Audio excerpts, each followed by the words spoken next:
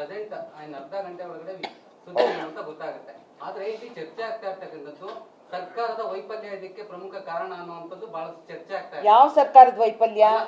ಕೇಂದ್ರ ಸರ್ಕಾರದ್ದು ಅಲ್ಲ, ರಾಜ್ಯ ಸರ್ಕಾರ ಲೀಗಲ್ ಅಥಾರಿಟಿನಲ್ಲಿ ಬಂದಾಗ ರಾಜ್ಯ ಸರ್ಕಾರದ ವೈಫಲ್ಯ ಎದ್ದು ಕಾಣ್ತಾ ಇದೆ ಅಂತ ಹೇಳಿ ಅದನ್ನ ಆಪೋಸಿಷನ್ ಪಾರ್ಟಿ ಕೂಡ ಅಲಿಗೇಷನ್ ಮಾಡ್ತಾ ಇದೆ.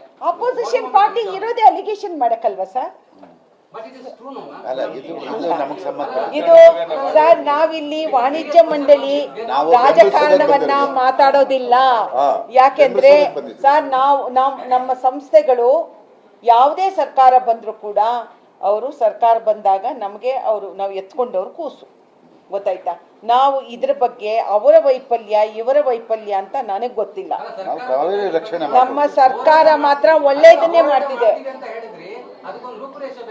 ಸರ್ಕಾರ ಇಟ್ಕೊಂಡು ಮಾಡೋದು ನಾವು.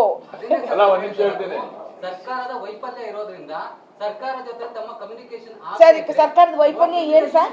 ಏನ್ ಸರ್ ಸರ್ಕಾರದ ವೈಫಲ್ಯ? ಅಲ್ಲ, ನನ್ನ ಪ್ರಶ್ನೆ ಉತ್ತರ ಬೇಕು. ಸರ್ಕಾರದ ವೈಫಲ್ಯ ಏನು?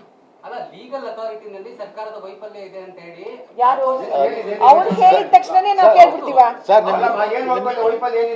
ವೈಫಲ್ಯ ಏನು? ಇವರೇ ಒಂದ್ ನಿಮಿಷ 2008ರಲ್ಲಿ ಈ ಒಂದು ಕಾವೇರಿ ನಿಯಂತ್ರಣ ಮಂಡಳಿ ಸ್ಟಾರ್ಟ್ ಆಗಿತ್ತು. ಅವತ್ತಿಂದ ಇವತ್ತಿನವರೆಗೂ ನಮ್ಗೆ ಅಲ್ಲಿಂದ ನ್ಯಾಯ ಸಿಕ್ಕಿದ್ಯಾ? ಆದರೆ ಎಲ್ಲ ಬಾರಿನೂ ನಮ್ಮ ಸರ್ಕಾರದ ಅಧಿಕಾರಿಗಳು ಲಾಯರ್ಗಳು ವೈಫಲ್ಯ ಆಗಿದಾರ. ಇದು ಅಲ್ಲಿ ನಡ್ಕೊಂಬರೋದಿದೆ ಹಾಗೆ. ಯಾಕೆಂತ ಹೇಳಿದ್ರೆ ಭಾರತದ ಭೂಪಟದಲ್ಲಿ ಕರ್ನಾಟಕ ಇದೆಯೋ ಇಲ್ವೋ ನಮ್ಗಿನ್ನೂ ಗೊತ್ತಿಲ್ಲ.